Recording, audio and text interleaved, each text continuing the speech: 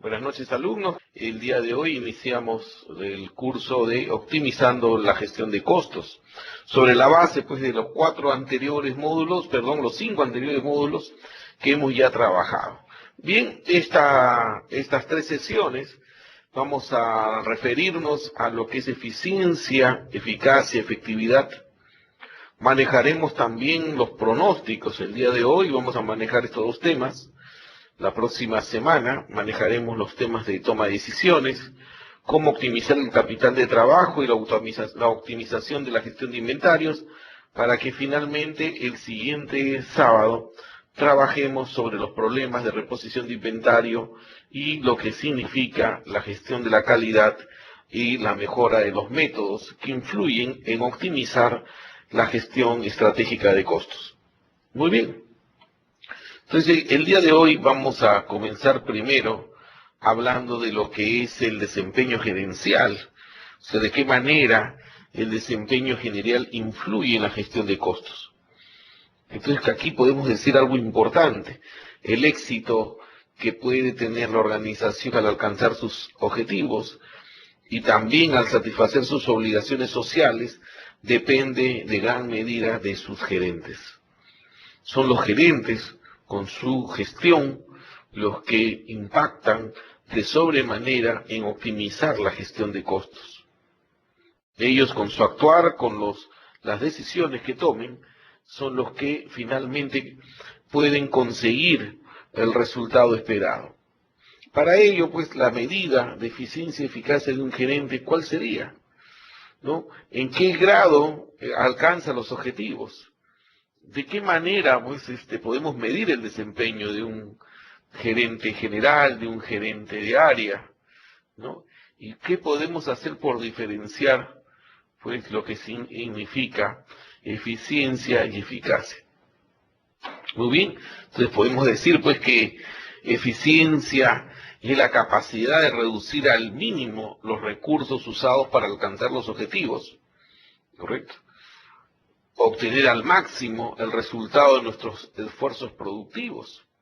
¿Muy bien? O sea, es de qué manera logro el objetivo, ¿correcto? Con el uso mínimo de recursos, ¿no? Lograr el objetivo con el uso mínimo de recursos. Esa es eficiencia. ¿Y eficacia? ¿Qué sería eficacia? ¿Qué podemos decir de eficacia? Eficacia significa la capacidad que tenemos, la capacidad que tienen los gerentes para alcanzar los objetivos. O sea, hacer lo que es apropiado y hacer de acuerdo a los resultados que obtenemos. O sea, ¿de qué manera entonces ahora podemos decir si habíamos planificado, habíamos definido obtener 15% en reducción de costos y obtenemos 15% o 16% o 14%? ¿De qué manera podemos medir? Entonces, la eficacia es el logro del objetivo trazado y la eficiencia es la eficacia usando menores recursos.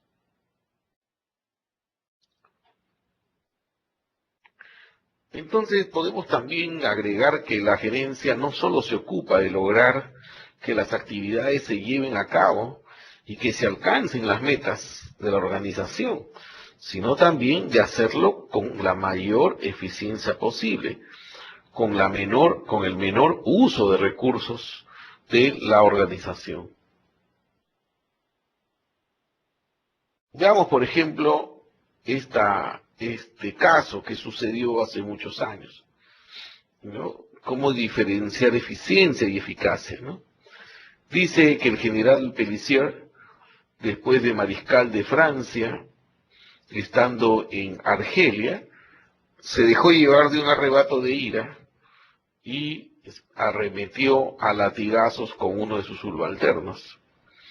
Cegado por la ira, sacó la pistola y apretó el gatillo, pero el alma se encasquilló. Entonces el general gritó: 3 días en la celda de castigo por no tener el arma en buenas condiciones de eficiencia.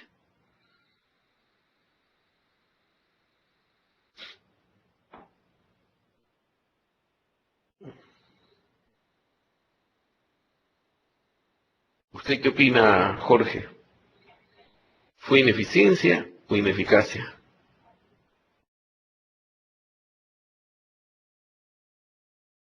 Me parece, profesor, que fue una ineficacia, ¿no? Porque tenía la pistola, pero no quería no quería efectuar la orden. Así es, o sea, él no logró, correcto, el objetivo. La meta era disparar y matar, ¿no? No logró eso. Muy bien, Jorge. Entonces, muy bien, ahora vamos a hablar de un concepto también importante que tenemos que definir. Ya hemos hecho la definición de eficiencia, eficacia, ahora definamos productividad. La productividad viene a ser la relación entre los recursos producidos y los recursos utilizados. ¿Correcto? Entonces, vamos a decir así, si obtengo 100 de producción y he obtenido resultados, he utilizado los insumos, correcto, para la producción como 90 y obtengo 90 de producto terminado, entonces puedo decir que soy 100% eficiente, ¿no? Productivo. Muy bien. Entonces, la medida del grado en que funciona el sistema de operaciones y el indicador de eficiencia y de competitividad de una empresa o un departamento, correcto, en gran medida, pues es la productividad. Todos siempre hablamos de productividad y buscamos la productividad, ¿no? O sea, hacer más, ¿no? O sea, obtener mejores resultados con menos personas. Entonces es una medida corriente, ¿no?, que todos utilizamos en la industria, en el país, en la empresa, ¿no? Buscar la productividad. ¿Qué significa? Tratar de usar los mejores, o sea, obtener los mejores resultados con el uso eficiente de los insumos para la producción. Por ejemplo, acá vemos algunas fórmulas de productividad, ¿no? Resultados sobre recursos, podemos decir, producción sobre insumos, podemos también hablar pues de resultados obtenidos sobre horas hombre, podemos hablar de resultados obtenidos sobre total de personas, etcétera, ¿no? Podemos hablar de productividad. Entonces, diferentes fórmulas de poder definir esto. Acá podemos mirar otras fórmulas mucho más complejas, ¿no? Por ejemplo, una productividad parcial, ¿no? Porque vamos a ver producción sobre mano de obra, que ya hablé, sobre capital, sobre materiales, sobre energía, ¿no? Muy bien, una fórmula de productividad multifactorial, podríamos decir que es producción obtenida sobre mano de obra más capital más energía, o mano de obra, capital más materiales, ¿no? Y productividad total, estaríamos hablando bienes y servicios producidos sobre todos los recursos utilizados. Muy bien, y ahora vamos a definir lo que es efectividad, ¿no? La efectividad es la suma ponderada de la eficiencia y la eficacia. Por ejemplo, si una persona realiza una actividad antes de lo previsto, es eficiente con relación al tiempo. Si gastó menos de lo presupuestado, es eficiente con relación al costo. Al mismo tiempo, no logró la meta fijada, es ineficaz. Su efectividad, entonces, será el promedio ponderado de estos tres factores de evaluación. Veamos un ejemplo. Por si una persona realizó una actividad, como vimos en la lámina anterior, antes de lo previsto, o sea, era eficiente con relación al tiempo, vamos a ponerle un peso de 0.3. Arbitrariamente le ponemos un peso de 0.3, ¿no? O sea, hizo 20 informes entre 36 horas, ¿no? La meta era los 20 informes sobre 40 horas. O sea, hacer los mismos 20, pero sobre 40. O sea, los hizo en menos tiempo. Tuvo una productividad mayor con respecto al tiempo de 4 horas, o sea, fue 10% más eficaz, ¿no? Pero más eficiente. Bueno, si gastó menos de lo presupuestado, entonces le vamos a asignar al costo un peso de 20%. Entonces, él debió gastar 250 y gastó 220. O sea, ahorró 30 soles. Entre 250 fue 12% más eficiente. O sea, incrementó la productividad en 12%. O sea, la meta era 250 y él sobrepasó en 12%. Entonces, en conclusión, tuvo una productividad mayor con respecto al gasto del 12%. Muy bien, entonces, en cuestión del tiempo, él fue 10% más eficiente. En cuestión de gastos, fue 12% más eficiente. Muy bien. Y en eficacia, fue 70%. Muy bien, multiplicados estos factores, nos damos que la efectividad del trabajador fue 90%, ¿no? O 0.94, tal como lo miramos ahí. Entonces, esta ecuación nos permite decir qué tan efectivos somos. Y la arbitrariedad en que asignemos a cada variable dependerá de cada una de las compañías cuánto valoran cada uno de estos factores, ¿no? Muy bien. Entonces, ¿cuáles son los parámetros de gestión que vamos a medir para optimizar la gestión? Vamos a mirar el beneficio neto, la rentabilidad, la liquidez. Estos son parámetros importantes de medición de nuestra gestión. De ahí que podamos determinar cuánto ha sido, en qué cantidad hemos generado ingresos por ventas, cuánto han crecido las ventas. Recuerden que a mayor volumen de ventas, el costo fijo baja. Y si baja, va a impactar directamente en el costo unitario. Y el costo unitario, al disminuir con respecto al precio, va a generar un mejor margen. Este mejor margen va a generar definitivamente mayor liquidez y mayor rentabilidad. De otra manera, el dinero que se invierte en adquirir bienes que luego se pretende vender. Aquí hay una herramienta muy potente que le hemos mirado en oportunidades anteriores, lo que significa el just in time, como una estrategia de justo a tiempo, una estrategia interna, ¿no? Esto nos va a permitir manejar stocks muy pegados a la realidad, o sea, muy pegados a la semana, o muy pegados al consumo, ¿no? La idea es comprar para producir y no comprar para tener.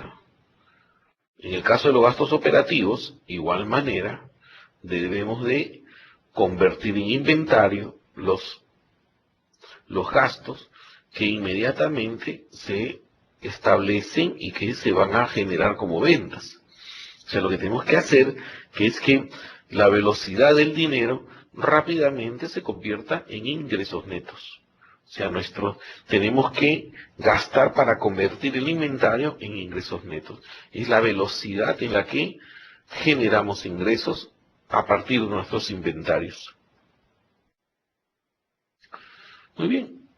Entonces, la pregunta es, ¿qué opinan? ¿La productividad garantiza las utilidades de la empresa? Es un trabajo, Jorge, para que me lo hagan llegar, ¿correcto?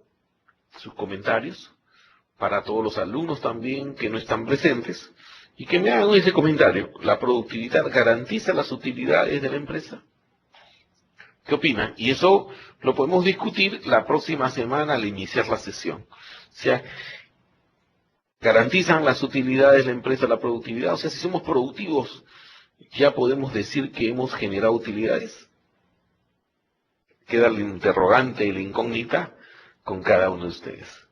Muy bien, y ese tema, Jorge, que darle vueltas, analícenlo bien, correcto, y la próxima semana lo discutimos ampliamente. Espero tener pues un mayor quórum de alumnos presentes para poder generar una discusión, ¿no? De lo contrario, me envían sus comentarios, sus opiniones al correo electrónico, ya ustedes lo conocen, y eso formará parte pues de una de las notas de evaluación. Muy bien. Algo importante y que está referido a la generación de ingresos, al throughput, como lo hemos visto en la lámina anterior, que es la velocidad de generar ingresos a partir de los inventarios, es que debamos tener una puntería. Por ejemplo, Jorge, si tuvieras un bull, vamos a poner así, ¿no? Un tiro al blanco, y tú te encuentras a 100 metros, ¿correcto? ¿Cuál sería tu capacidad de lograr darle en el blanco? Bueno, yo intentaría pues apuntar al centro y, bueno, trataría de dar en el centro, pero si estoy a 100 metros lo veo un poco complicado, ¿no? Y si estuvieras a 10 metros, ¿sería mejor? Mientras más cerca esté del objetivo y al lanzar el dardo, debo dar ya más cerca del centro, sí. Muy bien, entonces igualmente pasa con los pronósticos. Los pronósticos, correcto, son una forma de poder, o sea, de poder predestinar cuánto vamos a vender, correcto, que es por donde partimos, ¿no? ¿Cuánto voy a vender? La pregunta es decir, ¿cuánto voy a vender? ¿Cuál será el precio de la plata? ¿Cuál será el precio del oro de aquí a mañana, ¿no? Creo que si podemos decir para mañana es más fácil decir, pronosticar el precio para mañana que para el próximo enero, ¿no? Igualmente, mientras más cerca estamos planificando, mientras más cerca proyectamos, el punto de proyección es más cercano, la capacidad de lograr con el pronóstico va a ser mayor, de acertar va a ser mayor, más alto. Muy bien, entonces un pronóstico viene a ser una estimación anticipada de un valor de una variable, del valor de una variable, ¿no? Que luego la vamos a convertir en una herramienta fundamental. ¿Cuántas empresas hacen pronósticos? ¿Cómo determinan su volumen de ventas? ¿Cómo determinan cuánto van a producir, cuánto van a vender? ¿No? Capaz ventas va por su lado y producción va por el otro, ¿no? Y logística va por otro lado, ¿no? Cada uno tiene su propio pronóstico, ¿no? Y eso lo vemos al final en los inventarios de productos terminados, lo vemos al final en los inventarios de materias primas, de insumos, de suministros. Vemos ahí que, ¿por qué tenemos tanto a la pregunta, no? ¿Por qué tanto? No, es que no hemos vendido lo que habíamos pronosticado, ¿no? Entonces algo importante es pronosticar desde la venta, ¿correcto? Pronosticar desde la venta. Si tenemos un buen pronóstico de ventas, les aseguro que lo que van a producir debe ser exactamente lo que se va a vender. Y si utilizamos una herramienta como el MRP, el requerimiento de materiales, la explosión de materiales, podríamos decir que vamos a comprar o vamos a abastecer de insumos a producción de acuerdo al volumen que se va a producir y que es el volumen de lo que se va a vender. Por lo tanto, entonces debo mantener en stocks solo lo que voy a producir, que será lo que voy a vender. Esto es just in time. Y esto nos hace de que no ocasionemos costos adicionales, como por ejemplo costo de almacenamiento, costos por mermas de almacenamiento, por pérdidas de almacenamiento, etcétera.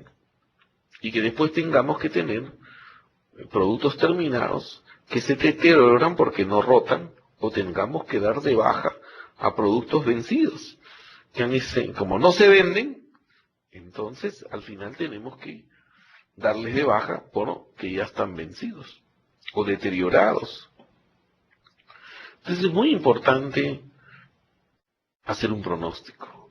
También, ¿por qué es importante hacer un pronóstico? Porque a veces producimos lo que no vendemos y dejamos de atender aquello que no hemos producido. Miren qué importante, ¿no? Ocupamos nuestra capacidad de producción en producir aquello que no vendemos. ¿Por qué? Porque no hacemos un pronóstico, o porque nuestro pronóstico no estuvo cercano a la realidad. No tomó las bases para hacer un buen pronóstico.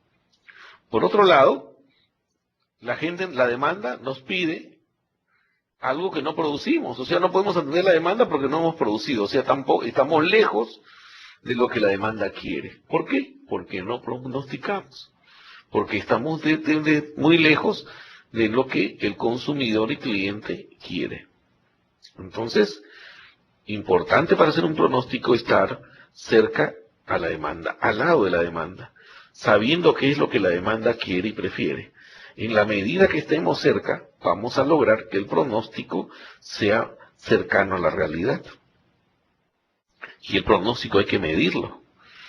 Si pronosticamos para la semana vender 100 unidades, muy bien, al cierre de la semana, mido si logré los 100. Y analizo, porque no, ¿para qué? Para ajustar la fórmula o el método de pronosticar. Entonces tengo que ir midiendo cuál método es el que se acerca más a la realidad, el que grafica la curva de pronóstico, de estimación. Y entonces eso nos va a permitir producir lo que la demanda quiere y no producir para tener.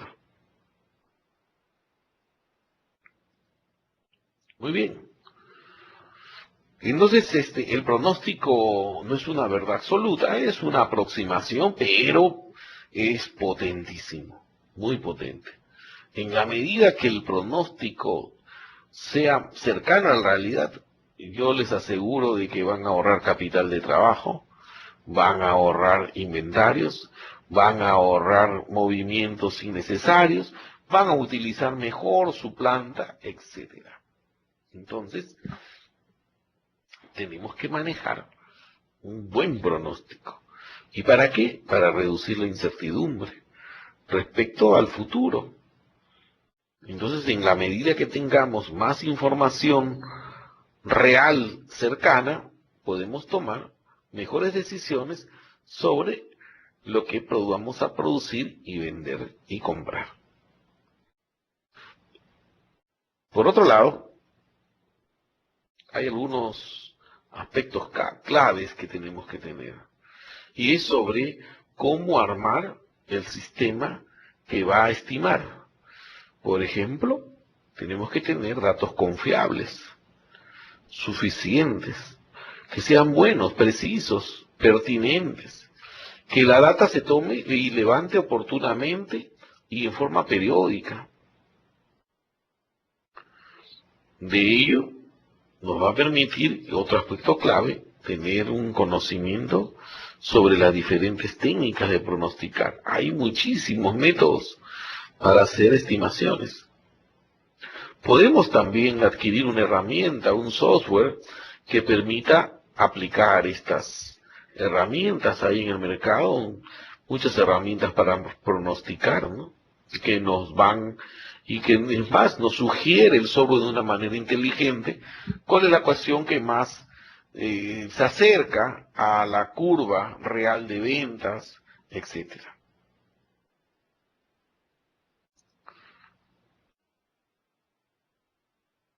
Bien, tal como le preguntaba a Jorge hace un momento, bueno, ¿qué es mejor? ¿Hacer pronóstico de corto plazo, mediano, largo?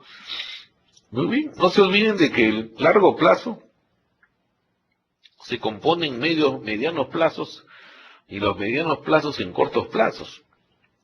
Pero todo esto lo vamos a poder hacer en la medida que tengamos excelentes datos. El largo plazo podemos hacerlo, podemos decir que podemos acertar o variar en un 1, 2 o 3% con respecto a lo planeado, en la medida que nuestros datos sean buenos y el método también sea bueno, el adecuado, ¿no? En el corto plazo, por ejemplo, hay muchas herramientas que son muy potentes, ¿no? Y que nos va a permitir determinar qué voy a producir, cuánto mano de obra voy a tener, cuánto voy a comprar, etcétera, ¿no? Y en la medida de eso, en un corto plazo, esto me permite hacer un presupuesto. Podemos terminar a partir del pronóstico ya haciendo un presupuesto, ¿no? Un presupuesto que nos va a, después a acompañar en la medición, en la toma de decisiones, etcétera. Entonces, no nos olvidemos, el largo tiempo está compuesto de medianos plazos y el mediano plazo de corto plazo, ¿no?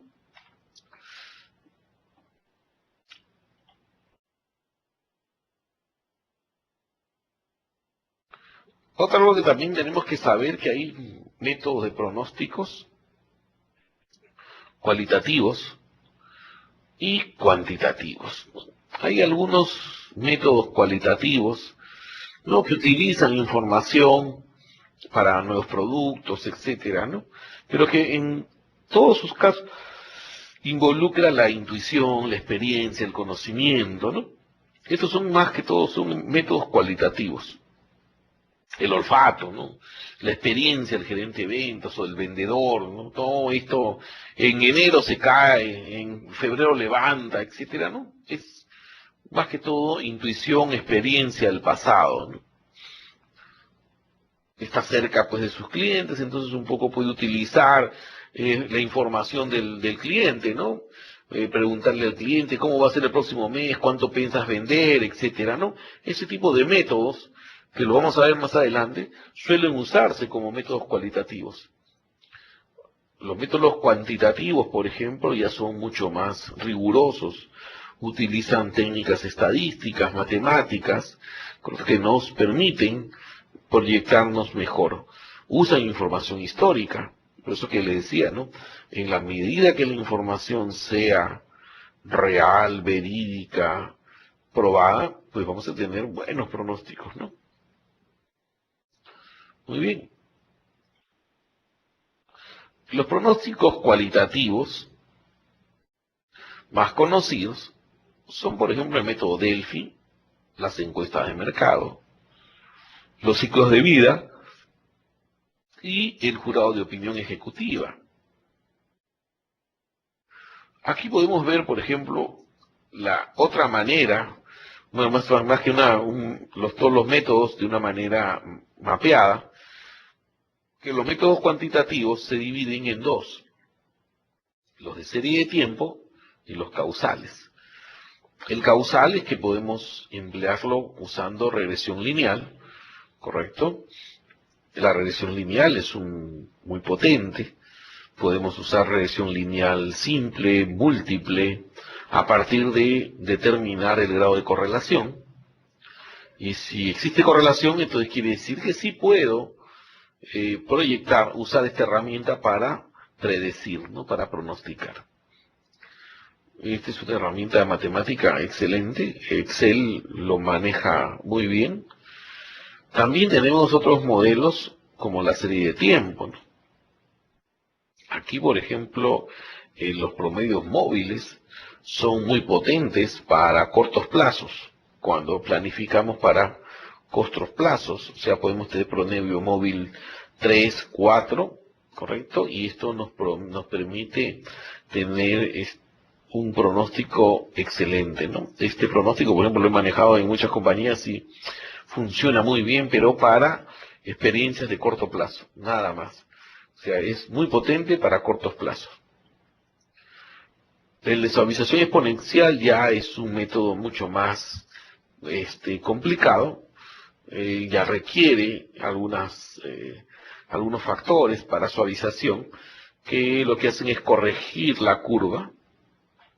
Y por otro lado tenemos lo que es la proyección de curva de tendencia, ¿no? Aquí hay métodos muy interesantes. que Excel nos proporciona dentro de sus herramientas, dentro de sus pestañas, ¿no? Que nos permiten pues usar cualquiera de otros métodos que también son experiencias importantes, ¿no? Muy bien.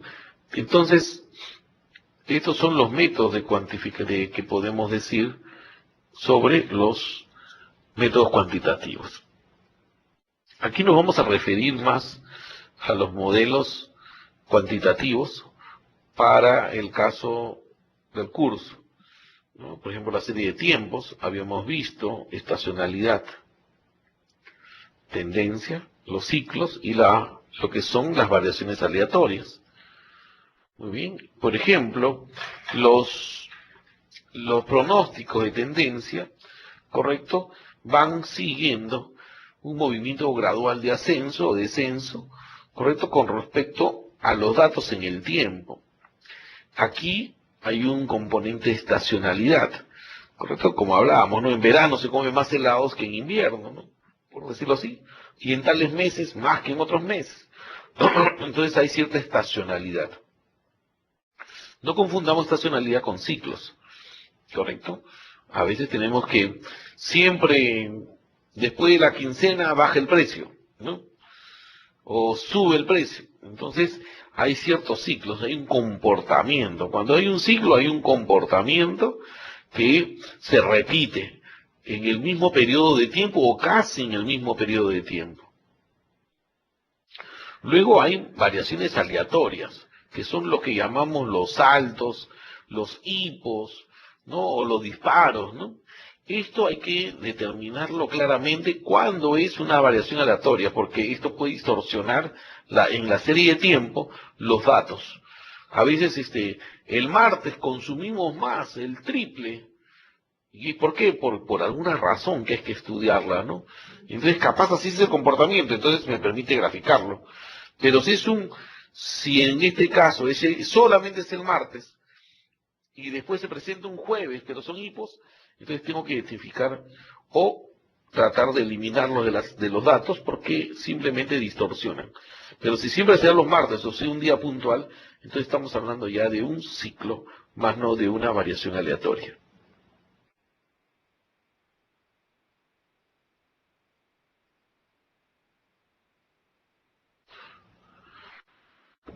Muy bien, entonces siempre en la serie de tiempos, en el modelo de series de tiempo, se pronostican bajo la premisa de que el futuro es una función del pasado.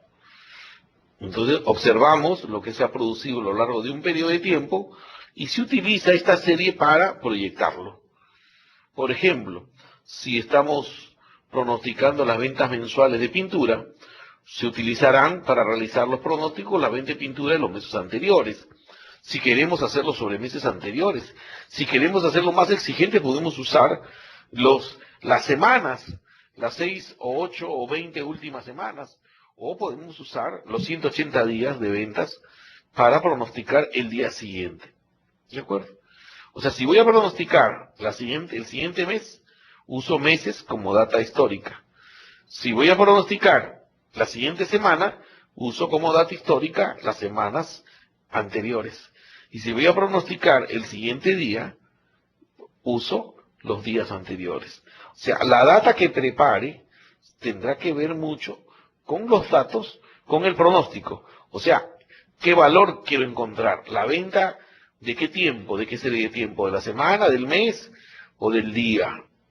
¿Correcto? Entonces va a determinar cómo vamos a construir el pronóstico según la pregunta que querramos hacer. ¿Cuánto venderé mañana, la próxima semana o el siguiente mes? Muy bien, entonces ahora vamos a la serie de tiempo de enfoque simple, ¿no? Muy bien. Siempre en el enfoque simple se asume que la demanda en el siguiente periodo será igual a la demanda del periodo más el reciente último periodo, ¿no? Por ejemplo, si en junio las ventas fueron 48, entonces se asume que en julio serán 48, ¿no? Entonces decimos que a veces es barato, es eficiente. Entonces, es probable en estos enfoques simples que nosotros podamos agregar aquí un factor, como dicen, ¿no? Un factor de crecimiento o un factor de decrecimiento, ¿no? Eso dependerá cómo analizamos la data. Importante en estos enfoques simples es graficar el comportamiento de la demanda. Si pronosticamos la demanda, vamos a decir cómo se comporta, si está en subida o está en bajada. Eso es el punto de quiebre, de inflexión, ¿no? Entonces, eso nos va a permitir estudiar, que no podemos lanzarnos a hacer un enfoque simple si no conocemos la historia, la gran historia de el comportamiento de la demanda. Y los promedios móviles, como les hablé, pues es una herramienta que la uso mucho y que son potentes, ¿no? Los promedios móviles se usa de una manera bastante simple, pero es bastante estable en el tiempo, ¿no? Y esto nos permite pronosticar de una manera, vamos a decir, potente, acertada y para periodos cortos, ¿no? Por ejemplo, si queremos saber la demanda de la cuarta semana, utilizo las 3 semanas anteriores, ese es el promedio móvil simple, y usando 3 promedios, ¿no? 3 semanas. Entonces, ¿qué uso? Demanda de los promedios previos, 3.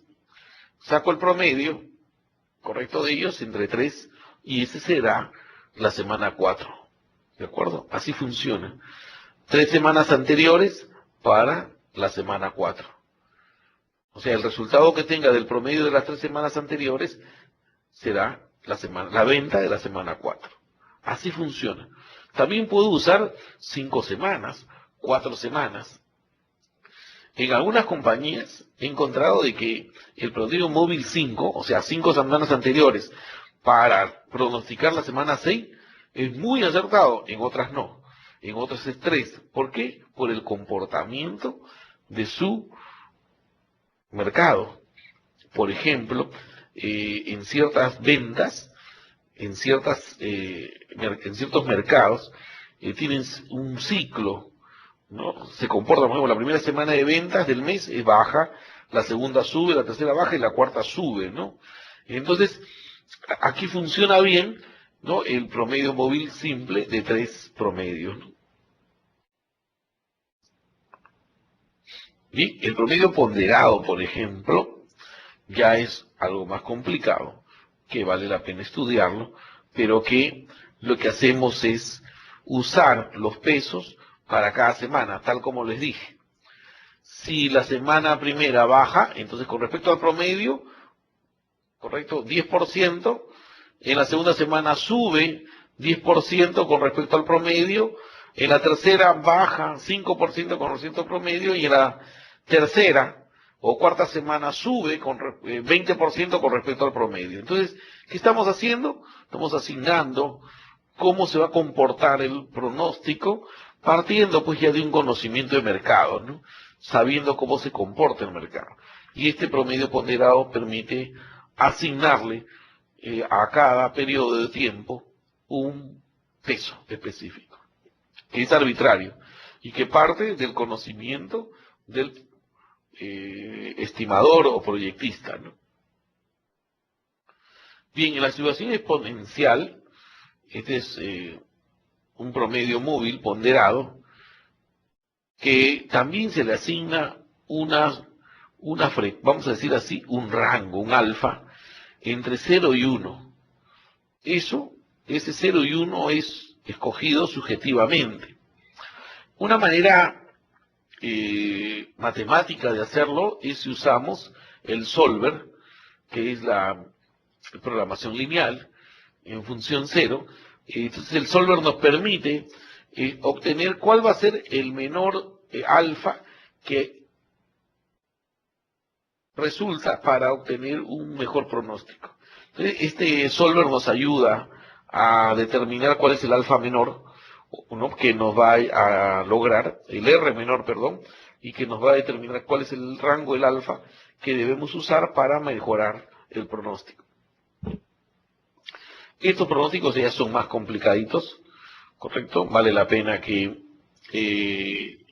lo hagamos a través de herramientas como Excel u otras. La asociación exponencial es simple, aquí como la vemos, es todo una estructura, ¿correcto? Muy potente, pero que incorpora, mejor dicho, incorpora datos de una demanda más compuesta. Entonces, donde hay una serie de componentes que tenemos que considerar, ¿no?, y estudiar. ¿Es potente? Sí, es muy potente, ¿correcto? Pero todos los métodos, quiero decirles, se aplican y cada uno es, vamos a decir, yo uso varias pistolas, pero siempre hay una pistola, cañón largo, cañón corto, una de ellas es la que se hace a mi negocio. Lo que hay que encontrar es cuál es el método que es más acertado para nuestro negocio, para nuestro tipo de demanda. Muy bien, entonces, busquemos siempre el mínimo, por ejemplo, también este método de mínimos cuadrados y otros que los encontramos en Excel como línea de tendencia, nos va a permitir también proyectar una ecuación. Y esta ecuación será la que defina el comportamiento de la demanda de nuestra compañía, ¿no? Cada compañía tendrá su propio método de mínimos cuadrados, tendrá su propia recta o su propia ecuación, ¿correcto? Con la variable de tendencia, el punto, la línea de regresión, y para eso habrá que hacer estudios. Y cada producto tiene su propio método.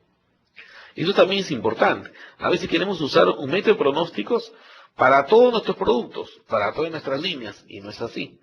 Cada producto tiene un comportamiento diferente y tendrá su propio método de pronóstico. Error sería usar el mismo método para todo, y no es así.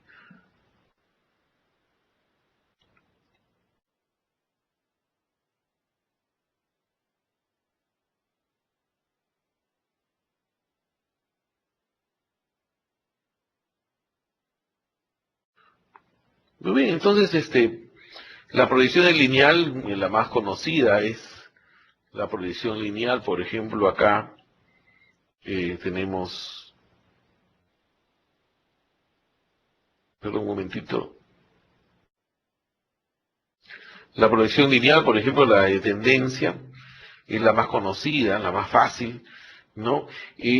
Pero tenemos varios métodos que tenemos que escoger, ¿no? La tendencia lineal a veces es buena cuando tengo un comportamiento sinuoso, pero si hay un comportamiento demasiado volátil, por ejemplo, tengo que encontrar el mejor pronóstico. Muy bien, y para eso primero lo que hallo es graficar, y luego de graficar puedo ver si es que esa curva que estoy analizando tiene tendencia, si tiene ciclo, si hay un ciclo, si hay aleatoriedad, variable aleatoria que se presenta en cualquier momento haciendo un pico en el gráfico, o si hay estacionalidad. Tengo que estudiar la curva. Muy bien. Por ejemplo, acá tenemos un ejemplo.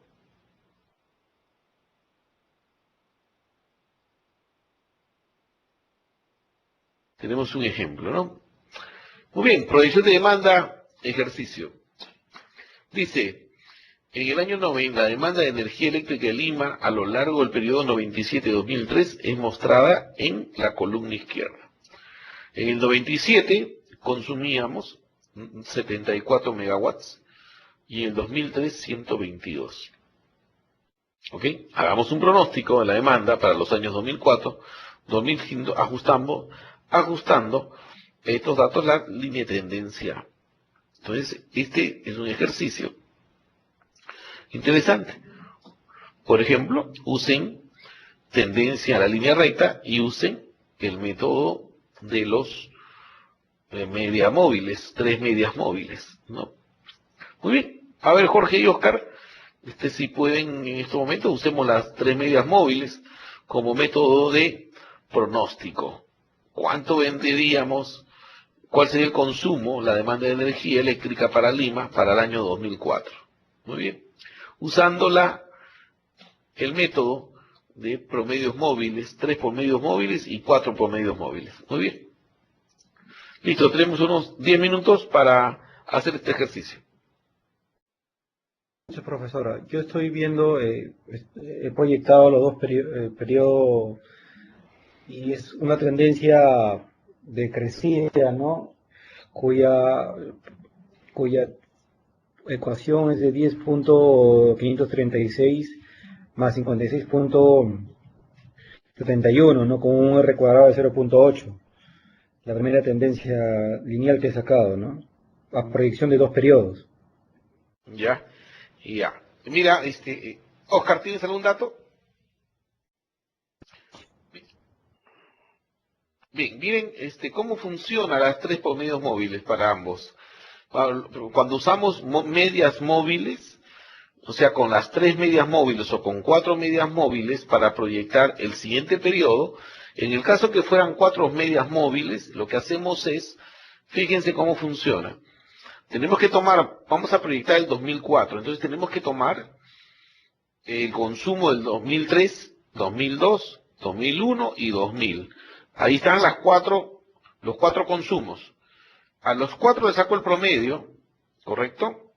Lo sumo y divido entre 4 y ese será el consumo para el 2004, que es igual a 114.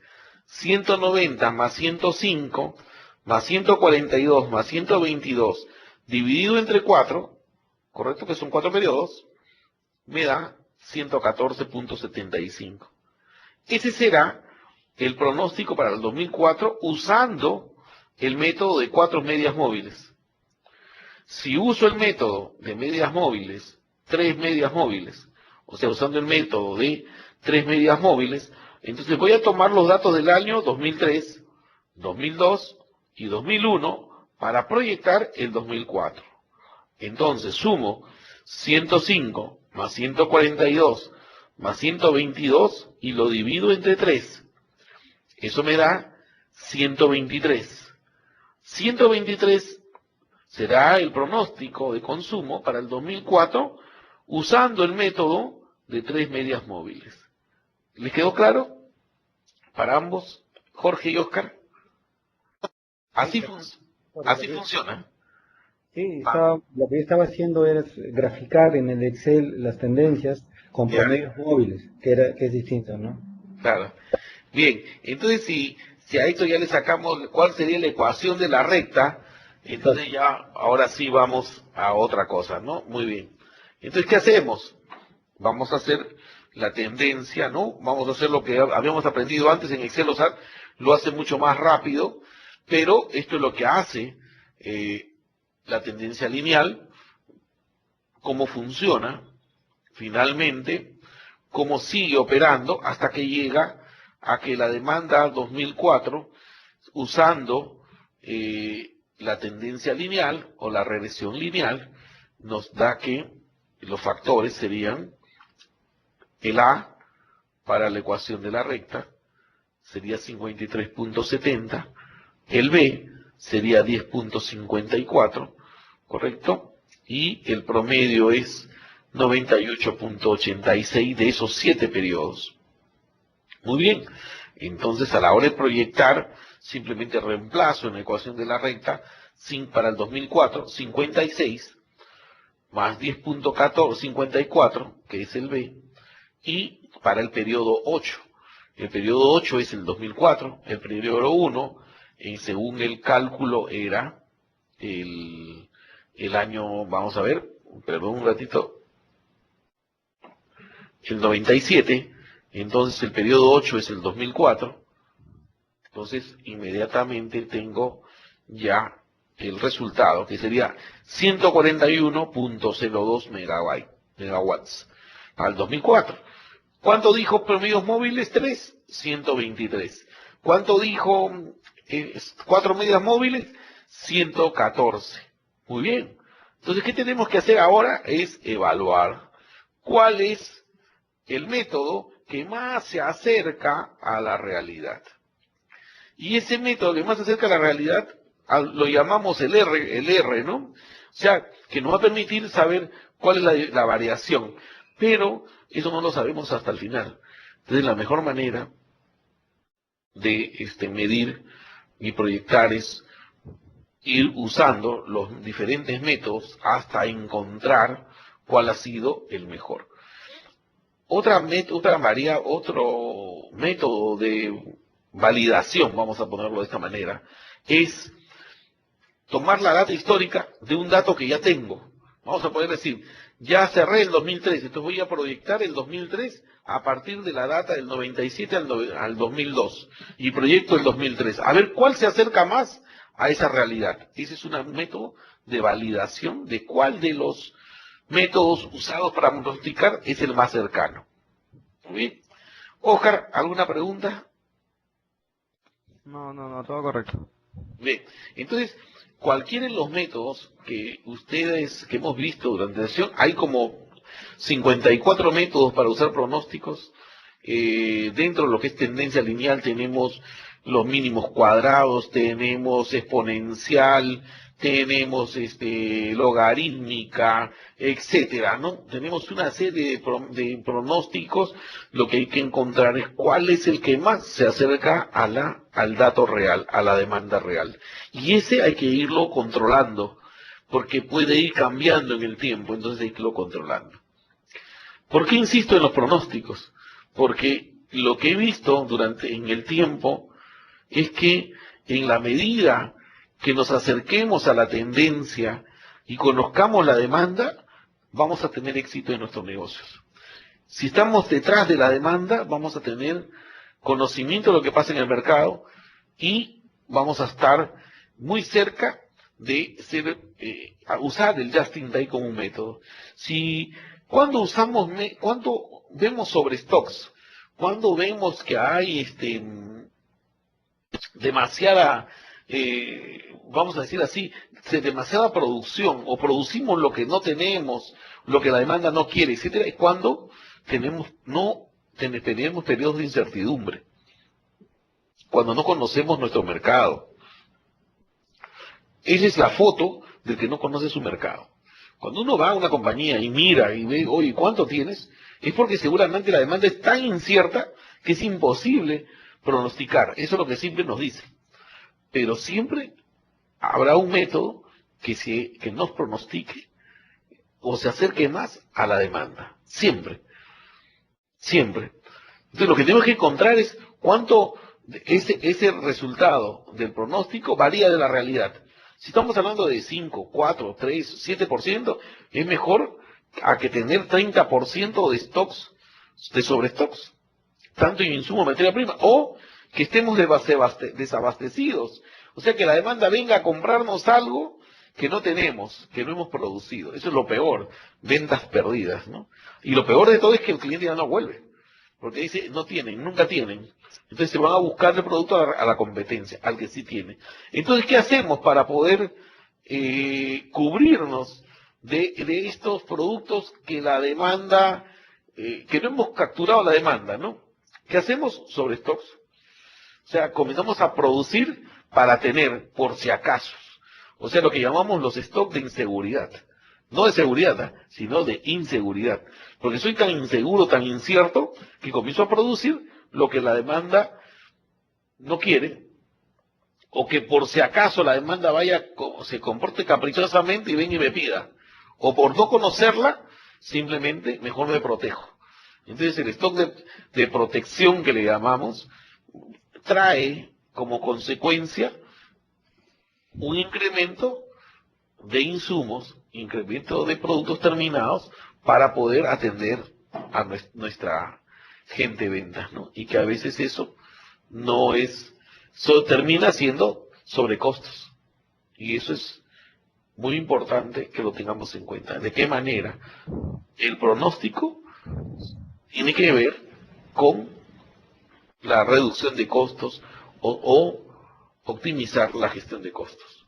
cómo gestionamos el costo. Entonces, partamos de tener un buen pronóstico por producto, por línea, de conocer el mercado y de producir para vender y no para tener. Muy bien. Entonces, tenemos que tener pues muy claro todos los modelos que son los causales, los cuantitativos, cualitativos, los de serie de tiempo, ¿no? Donde nos van a permitir poder conocer y predeterminar cuál será el consumo de nuestros productos por el mercado. Conclusión, no hay ninguna estrategia efectiva sin un buen pronóstico. Entonces, pronostiquemos. Hagamos una planificación eficiente, tanto a corto como a largo plazo. Dependemos de un buen pronóstico para atender la demanda. De ahí, acuérdense de Pellicer, que sacó su arma y no disparó. Lo que tenemos que ser es eficaces, ¿correcto? O sea, lograr que tengamos un buen pronóstico para que todo el modelo, toda nuestra cadena de valor funcione de tal manera que logremos eficiencias. Bien, entonces vamos a reiniciar nuestra sesión. Hoy día estamos terminando 9:30. Entonces vamos a terminar con este tema de cómo tomamos decisiones y generamos alternativas en nuestras compañías. ¿Cómo lo hacemos? ¿Cómo hacemos esto dentro de nuestras compañías? ¿Cómo analizamos los problemas? ¿Qué oportunidades vemos? Si usamos algún modelo para tomar decisiones en incertidumbre, en riesgo o en certidumbre, ¿no? ¿Cómo es el proceso de toma de decisiones en nuestras áreas y qué herramientas usamos? Muy bien, entonces vamos a identificar, pues, cómo es el proceso, ¿no? Cómo hacemos este manejo, ¿no? Las situaciones en las que nos enfrentamos día a día, muchas veces son de carácter cierta, vamos a decir, conozco lo que pasa, puedo tener un punto bastante pronosticable, o puedo asumir que estoy en una posición de riesgo y de incertidumbre de algo que es poco pronosticable, ¿no? ¿Y cómo puedo ir llevando ese control sobre el resultado del mismo, ¿no? Bien. Entonces no nos olvidemos que siempre en toda decisión que tomamos hay un riesgo, ¿correcto? Y ese es el riesgo. Aminoramos los riesgos en la medida que sobre lo que vamos a tomar decisiones conozcamos y estemos bien informados, ¿no? Muy bien, entonces siempre es importante analizar el problema. ¿Cuál es el problema? ¿Cuál es el estado real del problema? Sin nubes, sin, vamos a decir así, sin ponerles a los aderezos. Tenemos que mirar el problema de una manera muy fría, ¿correcto? ¿Cuál es el estado de las mismas, no? Para poder encontrar ahí situaciones de oportunidad, podemos enfocar bien cuáles son las circunstancias que se ofrecen para la organización y que son posibles de superar y que son, oportunidades que se nos presentan y podemos tomarlas a partir de nuestras fortalezas, ¿no? Siempre decimos, ¿no?, que cuando hay un problema hay una oportunidad, ¿no? Entonces, pues veamos pues esto, no dejemos pasar. ¿Cómo detectar problemas? A veces tenemos una política en las compañías del no pasa nada. No analizamos el pasado o los resultados. Y esa es una gran oportunidad para buscar detectar problemas y para mejorar el futuro. Entonces, cualquier desviación debe implicar pues un análisis, una respuesta, una justificación que nos permita poder ir aprendiendo. Cómo la organización aprende, ¿no? Que de las experiencias, cómo la organización aprende. Y esto después lo traduce en mejores resultados. Cómo se está desviando el plan establecido. Si ya tenemos un plan, es que hay que revisar qué es lo que está pasando, ¿no? ¿Por qué nos estamos desviando? ¿En qué nos estamos desviando? O sea, hay que desmenuzar el problema de tal manera que podamos encontrar la causa raíz. A veces nosotros enfrentamos a un problema por los efectos, pero eso es lo que vemos. Lo que tenemos que encontrar es la causa raíz. Si yo detecto el problema en los efectos, pero lo que tenemos que encontrar es qué es lo que produce el efecto, o sea, cuál es la causa del problema. También a veces encontramos pues que el desempeño de las personas no es el ideal, no es lo que nosotros esperamos. Entonces, a todos estos problemas, efectos que vemos, ¿correcto? Que es lo que nosotros miramos, lo que sentimos, ¿correcto? Son los problemas. Lo detectamos a través de poder hacer variaciones, desviaciones, etcétera, y eso nos va a permitir llegar a establecer cuál es la causa, ¿correcto? Y cómo detectar oportunidades.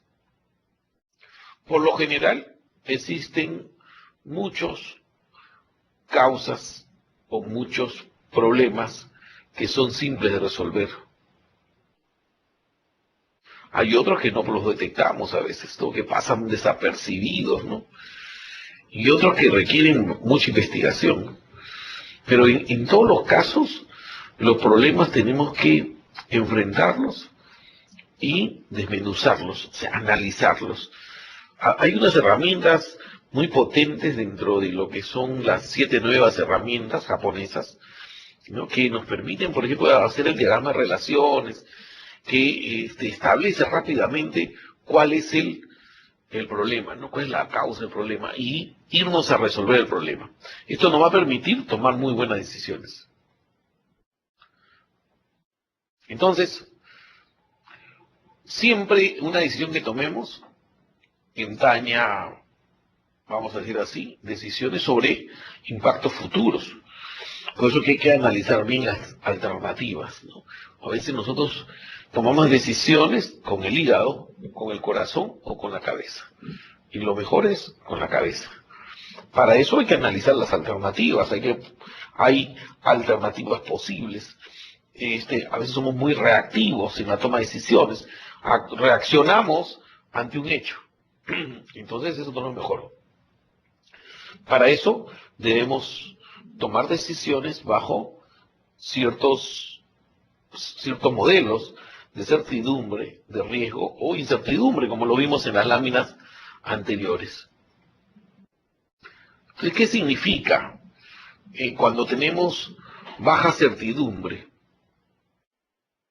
Entonces, cuando hay un nivel de baja certidumbre, estamos hablando que conozco el problema, tengo un pronóstico muy potente, que puede hallar la meta o el objetivo, ¿correcto? Puede definir cuál es el futuro.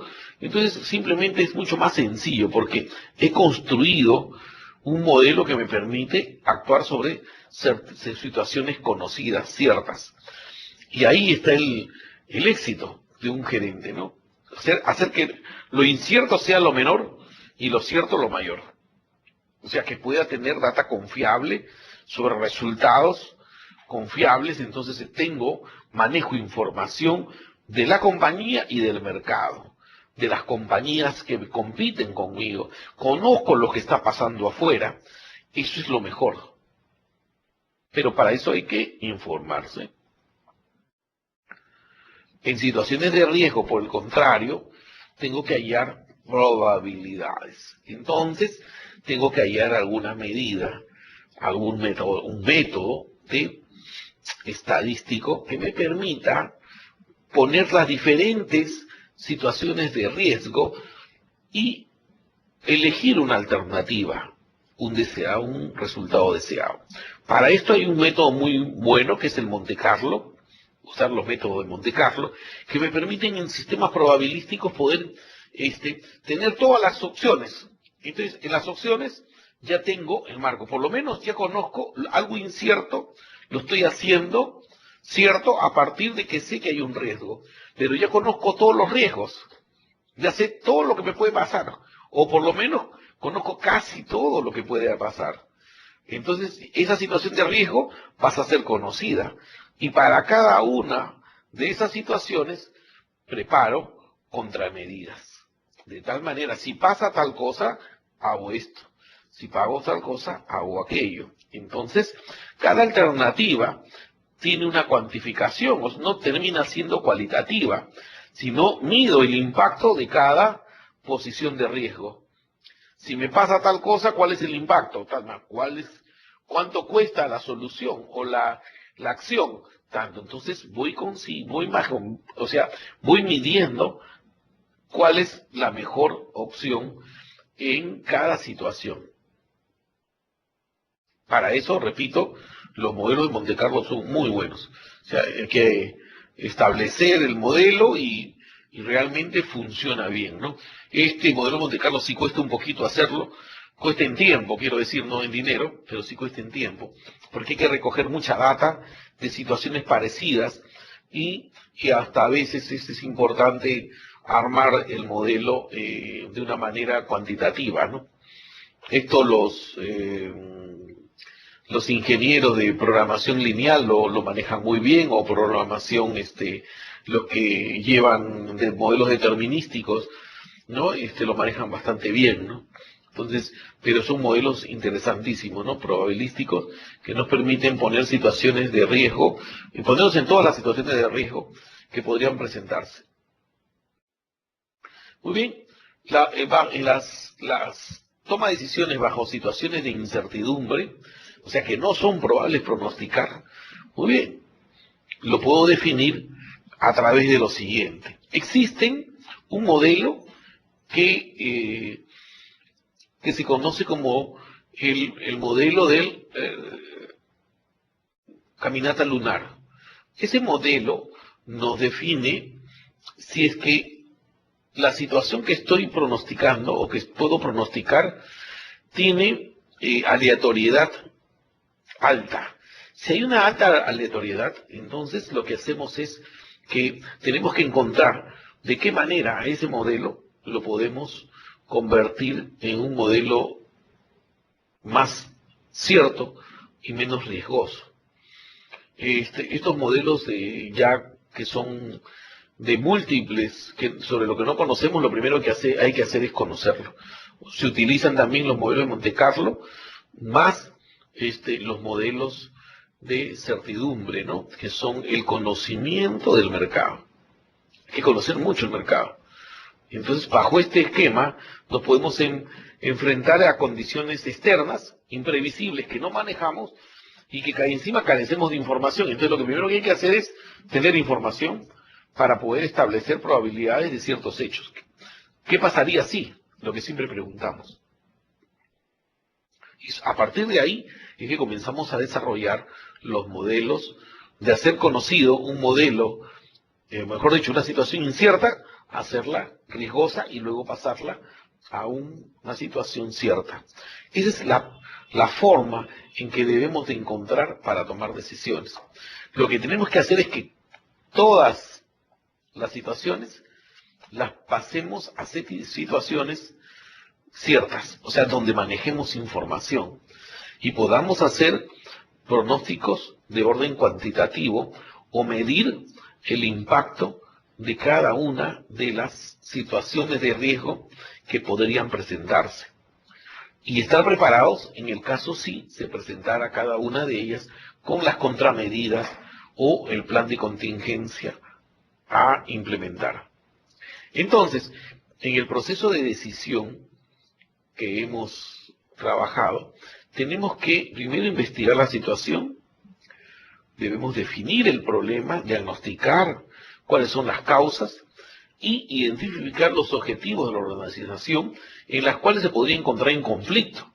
O sea, si yo tengo un problema, lo defino como problema porque realmente está en contra de lo que yo persigo como organización. Entonces hay que ver cuál es la brecha y cómo hago que esa brecha se reduzca a través de conseguir la causa.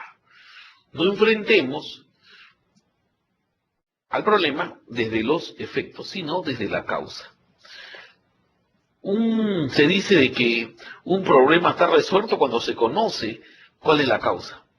Una vez que está conocida la causa, el problema está resuelto. Muy bien. El segundo paso es desarrollar alternativas de solución a partir de la causa, de conocer la causa, o las posibles causas, y buscar alternativas creativas para cada una de ellas. No evaluar todavía, dice, ¿correcto? Lo que vamos a hacer es desarrollar las alternativas de solución. Vamos a poner cuáles son las diferentes alternativas, cuánto cuesta implementar cada alternativa, de tal manera que podamos elegir la mejor, la que va a tener también mejor impacto y va a eliminar la causa. O sea, no queremos atacar los efectos, sino la causa. Para apoyar a la causa, hay los japoneses, por ejemplo, yo recuerdo que una vez nos preguntaron, ¿no? ¿Y por qué nosotros, cómo podríamos justificar o sustentar que esa era la causa? ¿A través de qué herramienta? Entonces nos dijeron, use usted correlación lineal. Entonces, ¿de qué manera la causa impactaba en el efecto? Nosotros conocíamos el efecto. Lo que no conocíamos es la causa, pero teníamos que hallar cuál es la causa que tenía mayor impacto en el efecto. Entonces, usa correlación lineal. Entonces, la herramienta para determinar cuál es la alternativa que elimina la causa o que tiene mayor impacto en la causa es correlación lineal. Usen correlación lineal, o sea, de tal manera de que puedan medir cuál es de las herramientas, elegir mejor la herramienta, la alternativa. El paso 3 es evaluarlas, lo que ya venimos conversando, evaluar cada una a través de ¿qué? De medir con una herramienta, correlación lineal, que ayuda mucho a decidir cuál es la mejor. Y con ello, y para eso, evaluarla y elegirla significa que tengo que cuantificarla. O sea, voy a tener que, con la data pasada, si yo elimino esa causa, a ver cuál es el impacto en el efecto. Si elimino la otra causa, cuál es el impacto en el efecto. Entonces, puedo determinar cuál de las alternativas es mejor. Finalmente, en el modelo de toma de decisiones, es implantarla y monitorearla. ¿Qué significa? La implemento y la mido, la voy midiendo para poder corregir en el momento apropiado. También implementar significa asignar recursos a esta programación, a esta implementación. Significa asignar responsabilidades, crear procedimientos de control de avance que me permitan realmente eliminar la causa, solucionar el problema. Y mido, como les decía, monitoreo la implementación para que pueda aplicar correcciones oportunas. Si hacemos este modelo para la toma de decisiones, pues esto también va a impactar en lo que conversamos hace unas horas atrás. Era la eficiencia y la eficacia y efectividad de la decisión gerencial de los gerentes. ¿De qué manera este proceso de toma de decisiones impacta de sobremanera en la gestión de costos, en la optimización de costos? O sea, ¿cuánto de una buena toma de decisiones podemos lograr menores costos, marginar más, incrementar ventas, etcétera? Entonces, fíjense aquí, de lo hablado, bajo alternativas, podemos tener, por ejemplo, en situaciones de certidumbre total, cuando todo se conoce, entonces podemos usar punto de equilibrio, programación lineal, maximización de beneficios, etcétera, ¿no? Todas estas herramientas. Pero cuando ya usamos estamos en situaciones de riesgo, pues ya tenemos que usar probabilidades, estadísticas, tenemos que medir el valor esperado, tenemos que tomar árboles de decisión, teoría de colas, ¿correcto? En situaciones ya de entre riesgo e incertidumbre, usar métodos de Monte Carlo o teorías de juego, que la base fundamental de la teoría de juego es el método de Monte Carlo. Entonces, esto nos permite poder afinar o conocer todas las situaciones predecibles, o mejor dicho, inciertas que podrían ser predecibles para poder tomar decisiones. O sea, hacemos lo incierto cierto y sobre eso tomo decisiones. Para eso usamos el método de Monte Carlo y teorías de juegos. En todos los casos tenemos que tener datos, y datos ciertos para preparar, ¿correcto?, un modelo que nos dé soporte en la toma de decisiones. Todo esto impacta de sobremanera, repito, en la optimización de costos. Es por ello que invito para que desarrollemos en nuestras compañías un método de pronósticos y de toma de decisiones que nos acerquen a la demanda. Y ahí el éxito. Esto es algo importante que nos lo hemos de llevar para implementarlo ya. ¿Queremos bajar costos? Comencemos con un buen pronóstico, un buen método de toma de decisiones y que comencemos a abrir pues todo lo que debemos hacer. Ya en el curso de planeamiento estratégico, ¿no?, cómo planear la optimización de costos o la generación de menores costos, hemos conocido las diferentes estrategias internas, externas, para reducir costos. ¿Qué hay que hacer? Elevar el volumen. Reducir costos, marginamos mejor. Al aumentar el volumen de ventas, podemos bajar el costo fijo. Al disminuir el costo fijo, al diluirlo, vamos a impactar en el costo unitario y por lo tanto vamos a marginar mejor. Que habíamos hablado también como estrategias era en hacer lo variable, lo fijo variable, como parte de una estrategia interna para optimizar nuestros costos. Muy bien, entonces con esto terminamos la sesión de hoy. La próxima semana comenzamos con la discusión sobre productividad, si la productividad va a hacer de que genere mayores utilidades. Con eso comenzamos la próxima semana y tocaremos los temas de optimización de capital de trabajo, de gestión de inventarios y de problemas en la reposición de inventarios, que son muy prácticos y que nos van a ayudar a optimizar nuestra gestión de costos. Muy bien, gracias.